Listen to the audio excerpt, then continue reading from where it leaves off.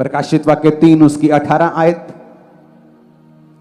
प्रकाशित वाक्य 4 उसकी 4 आयत, प्रकाशित वाक्य 6 उसकी 11 आयत, प्रकाशित वाक्य 7 उसकी 9 आयत, प्रकाशित वाक्य 7 उसकी 13 आयत, प्रकाशित वाक्य 19 उसकी 14 आयत। इसको मैं संडे और आज 2 दिन प्रीच करूंगा प्रकाशित वाक्य के ऊपर।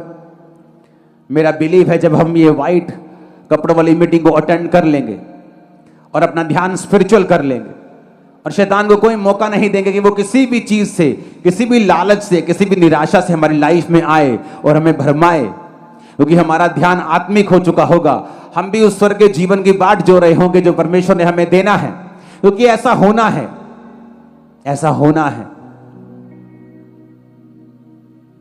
प्रकाशित वाक्य 3 उसकी 18 आयत में लिखा है, इसलिए मैं तुम्हें सम्मति देता हूं, आग में ताया हुआ सोना मुझसे मोल ले कि तू धनी हो जाए, श्वेत वस्त्र ले ले कि पहनकर तुझे अपने नंगेपन की लज्जा ना हो, अपनी आंखों में लगाने के लिए सुरमा ले कि तू देखने लगे।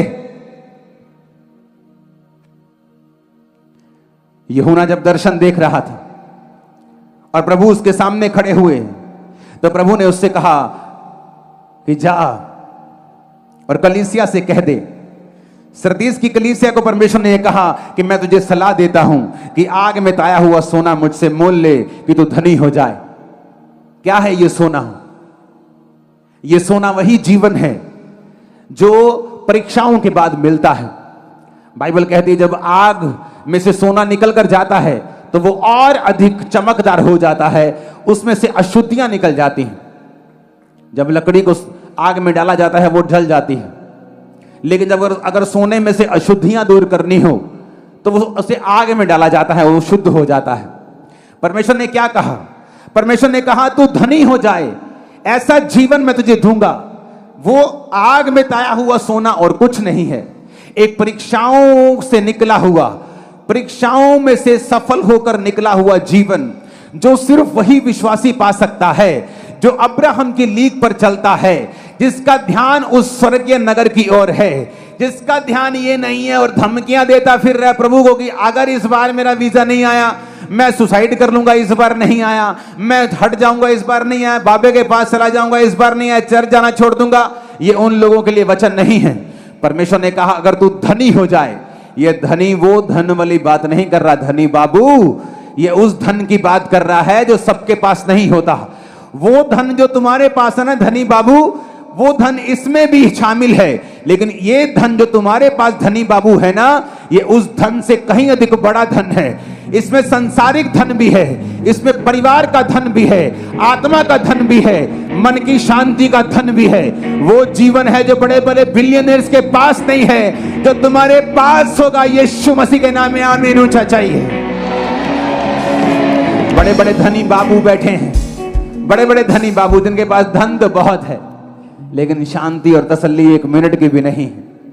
मैं आपसे आज ये आपको भविष्यवाणी के तहत कह रहा हूं, जिन लोगों को कई बार आप एडमायर करते हैं दुनियावी लोग, बिलियनेयर, वाह वाह वाह क्या बात है, क्या ठाठ है, अगर मैं उनके दिल का हाल आपको आज यहां बता दूं, आप कहेंगे प्रभु मुझे कभी वैसा मत होने देना।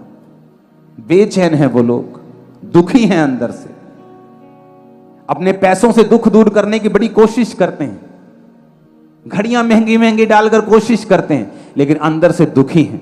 क्यों? क्योंकि वो सुख परमेश्वर ने कहा मैं तुम्हें सम्मति देता हूं, आग में ताया हुआ सोना मुझसे मोल ले। किससे मोल ले? यीशु ने कहा मुझसे मोल ले।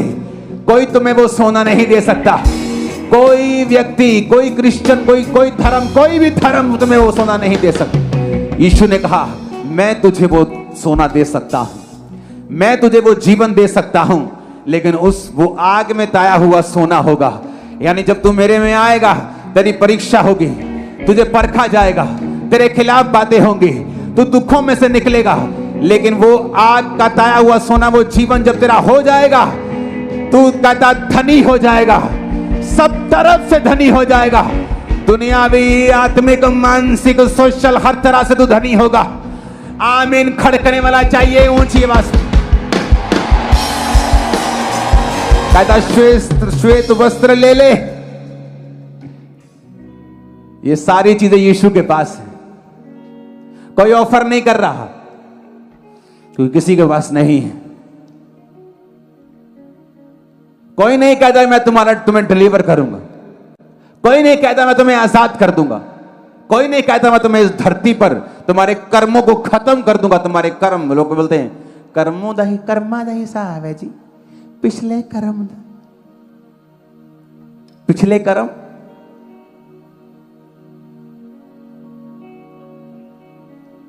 जीसस ने कहा मांगो तो दिया। उसने कहा अगर तू मुझसे मांगे मैं तुझे माफ करके तेरे गुनाहों को अभी इसी सेकंड अपनी पीठ पीछे फेर दूंगा और उन्हें कभी ना देखूंगा। तुमने रेप्स किए हो, खून किए हो, तुम मसीह को नहीं जानते थे। उसने कहा मैं तुम्हारे गुनाहों को माफ कर दूंगा। उसने कहा श्वेत वस्त्र ले ले कि पहनकर तुझे अपने नंगेपन की लज्जा ना हो।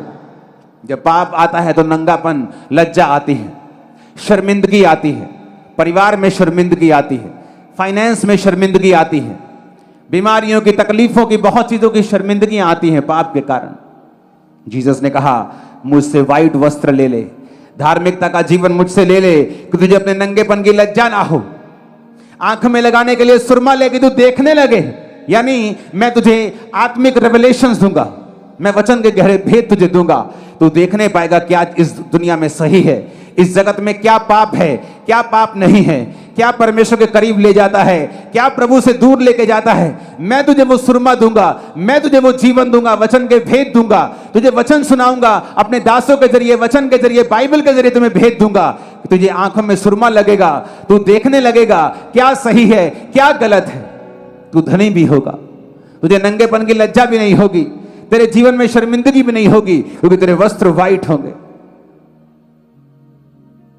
उन व्हाइट वस्त्रों को देखो जो आपकी स्क्रीन के सामने है, बस यहीं पे देखो उन व्हाइट वस्त्र वाले को।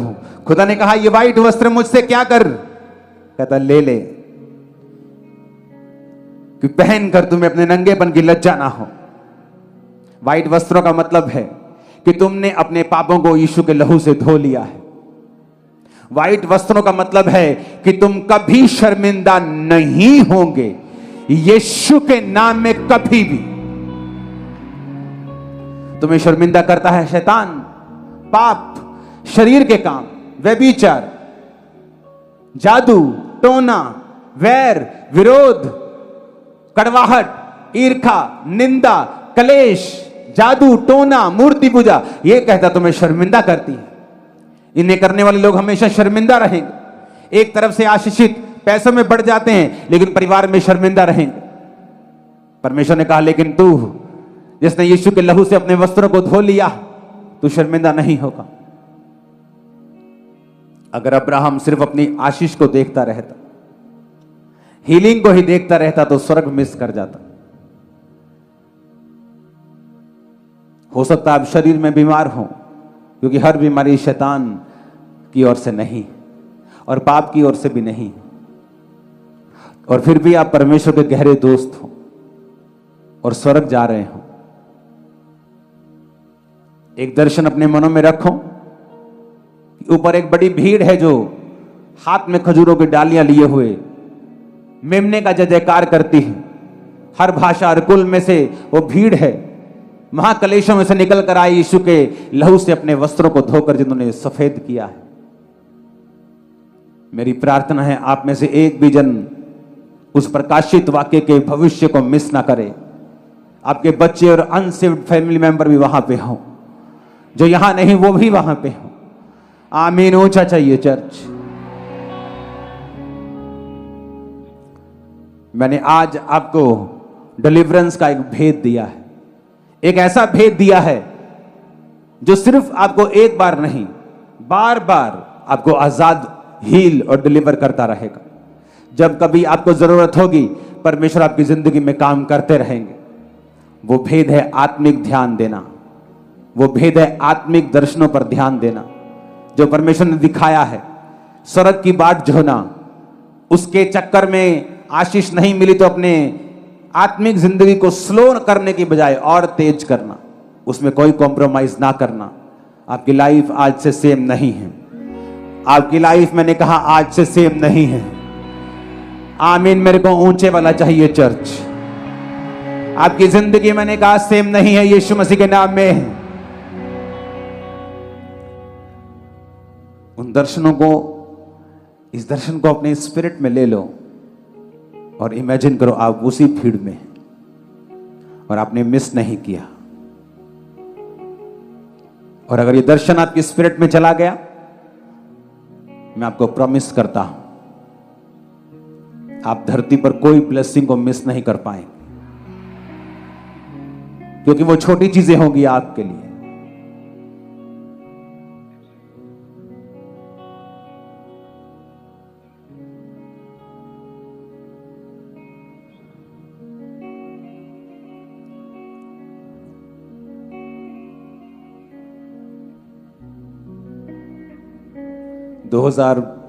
ये 12 की बात है।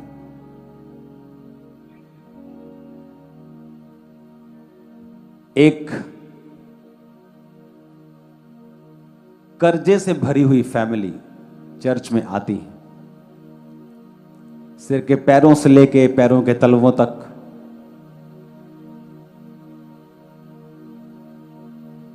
तो कल जब मंगलवार आप चर्च में काउंसलिंग के लिए आते हैं, मैं मंगलवार भी चर्च में होता हूं, बुधवार भी होता हूं। बुधवार में कल लोगों से मिल रहा था, तो उन्होंने रिसेप्शन पर से मैसेज किया कि हम मिलना चाहते हैं। तो कईयों को लगता है मिलना बड़ा मुश्किल है। मुश्किल नहीं है, जस्ट आप सिस्टम में नहीं पहुंचते। कई बार मंगलवार आते हैं तो बहुत से लोगों की रिक्वेस्ट आई हुई है कि मुझे मिलना है, तो आपको मिला जाएगा, डोंट वरी। अगर एकदम से उत्तर नहीं किया तो इसका मतलब ये नहीं आप रिजेक्टेड हैं। आप सोचो कि अभी पिछले लोगों का नंबर लग रहा है, तो ये हमेशा याद रखा करो। तो जब बुधवार में एक फैमिली से मिल रहा था, तो एक फैमिली का मैसेज आया कि हम मिलना चाहते हैं। जब वो आकर बता रहे थे कि मैंने कहा मैंने आपको देखा नहीं करते, अब बहुत ज्यादा भीड़ होती है तो हम पीछे कहीं बैठे रहते हैं। तो वो बता रहे थे कि परमेश्वर ने हमें फाइनेंशियली इतना ब्लेस किया है, इतना ब्लेस किया है। 3 घंटे लगते हैं उनको चर्च आने में, गाड़ी में। हमारे चीजों को, कर्जों को, बच्चों को बाहर भेज दिया, अजीब रीति से ब्लेस किया।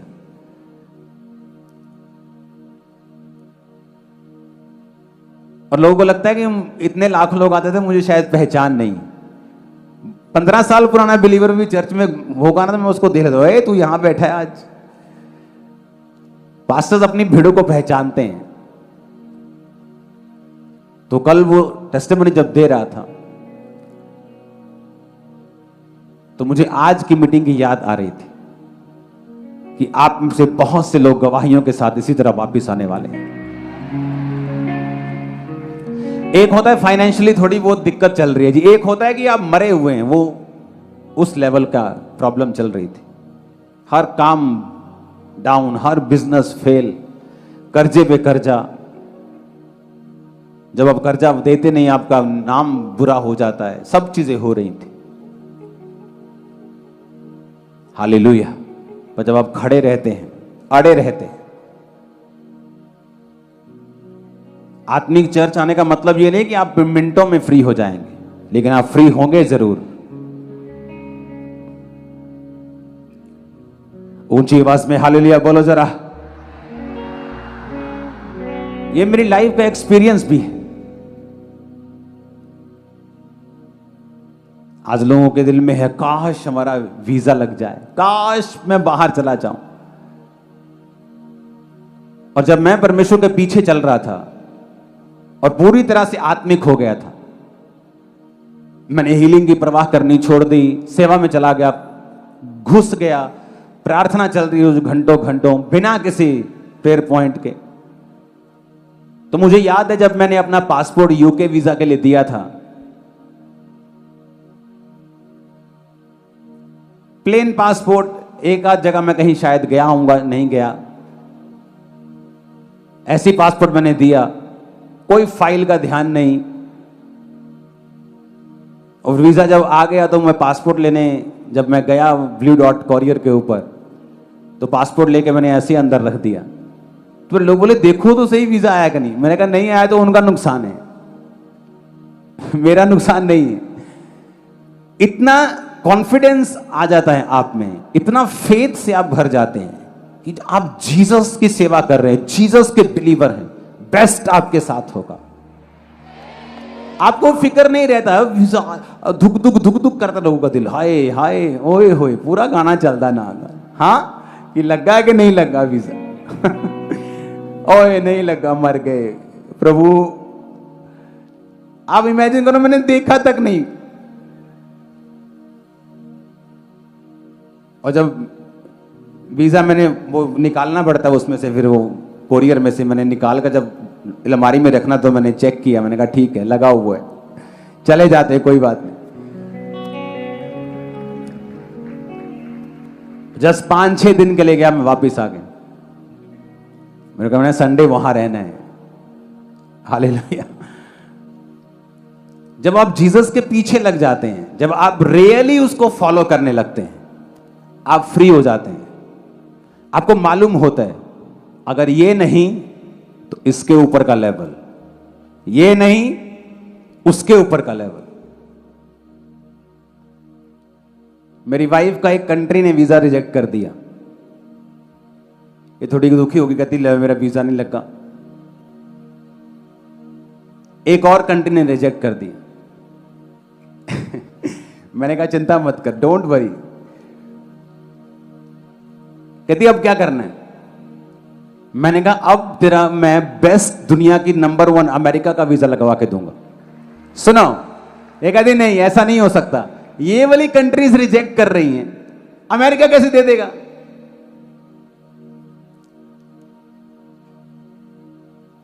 मैंने कहा उन्होंने रिजेक्ट किया है, अमेरिका देगा। मैंने इसका पासपोर्ट अमेरिकन एम्बेसी में भेजा, इसका इंटरव्यू हुआ, वीजा लग के वापस आया 10 साल का और कोई इनमें से यकीन नहीं कर रहा था, क्योंकि पासपोर्ट जब आप एम्बेसी में भेजते हैं यूएसए में, आपके इंटरव्यू होते तो वो वहीं से बता देते हैं okay you will receive your passport in 1 week. आपको बता देते वीजा लग जाएगा, नहीं लगे तो उसी समय बता देते no I am not satisfied, उसी समय बता। इसको बोल दिया उस औरत ने okay you will receive your passport and visa in 1 week. इसको यकीन नहीं हो रहा था कि ऐसे कैसे हो सकता है, घर आकर भी डाउट में कहती नहीं लगा होगा। मैंने कहा लग गया, जब आया पासपोर्ट तो लग गया। बच्चों को उसके बाद जाने की भी जरूरत नहीं होती, उसके ड्रॉप बॉक्स में डाल दिया तो बच्चों का अपने आप 10-10 साल का लग के आता है। इमेजिन करो मैं इतना कॉन्फिडेंस में क्यों था, इतने फेथ में क्यों था? जब आप जीसस के पीछे हैं, बेस्ट आपको मिलना ही मिलना है। कोई शैतान नहीं रोक सकता उसको, नथिंग, कोई नहीं रोक सकता। मैं आपको बता रहा हूं, हो सकता है जिस चीज के आप पीछे पड़े हों वो आपको ना मिले, क्योंकि परमेश्वर ने उसके ऊपर कुछ रखा। तो ये कॉन्फिडेंस और फेथ चाहिए होता है जब आप स्पिरिचुअल दर्शन में होते हैं, जब आप एक दर्शन बना लेते हैं कि मैं स्वर्ग जा रहा हूं, मैं स्वर्ग का अधिकारी हूं। इस दुनिया में फिर शैतान गेम्स खेलने की जो कोशिश करता है आपको वो इफेक्ट नहीं करती। आप सिर्फ पुकारते प्रभु मुझे इस दुख से आजाद कर, मुझे डिलीवर कर, मैं तेरा बंदा हूं, तेरी बंदी हूं। लेकिन आपके मन में यह नहीं होता कि मैं चर्च में नहीं जाऊंगा। अगर है तो इसका मतलब आप अभी स्पिरिचुअल नहीं हैं और शैतान आपकी लाइफ में फुल गेम खेलेगा। अगर शैतान को यकीन हो गया कि अब वो आपकी ब्लेसिंग को रोके, हीलिंग को रोके और इसके जरिए वो आपको प्रभु से दूर कर सकता है, आपके एक्शंस बताते हैं, आप चर्च आना बंद कर देते हैं, रोजा बंद, फास्टिंग बंद, प्रेयर कम हो गई, उसे हौसला हो जाता है कि मैं इसकी हीलिंग को पकड़ के रखूं। वो और तंग करता है आपको, क्योंकि उसको मालूम हो गया कि अगर मैं इसको रोक के रखूंगा तो इसकी साल्वेशन को मैं खत्म कर सकता हूं। और जिस दिन उसे यह मालूम हो जाता है कि वो आपकी साल्वेशन रोक नहीं सकता,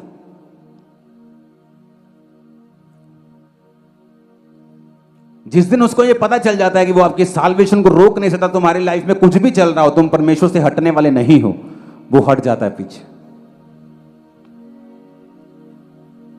ऊंची आवाज में हालेलुया बोलो जरा, ऊंची आवाज में हालेलुया बोलो जरा।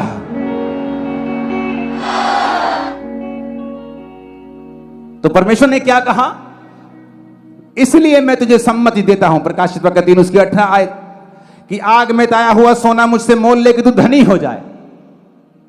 कौन सा सोना है वो जीवन है। वो जीवन जो परीक्षाओं से निकलता है, विश्वास के साथ खड़ा होता है, खरा होकर निकलता है। बिना परख के सोना कभी शुद्ध नहीं हो सकता, बिना आग के शुद्ध नहीं हो सकता। आपकी परीक्षाएं होती हैं, आप डर जाते हैं, विरोध होना शुरू हो जाता है, आप चर्च बंद कर देते हैं, क्योंकि आप अपने आप को शुद्ध होता नहीं देखना चाहते हैं, अपने आप को धनी होता हुआ नहीं देखना चाहते हैं। अगर अपने आप को धनी होता हुआ देखना चाहते हैं तो आपको शुद्ध होना पड़ेगा। आग के साथ वो आपको शुद्ध करेगा। जब शुद्ध हो जाएंगे आप दुनिया की बेस्ट ब्लेसिंग्स के हकदार होंगे।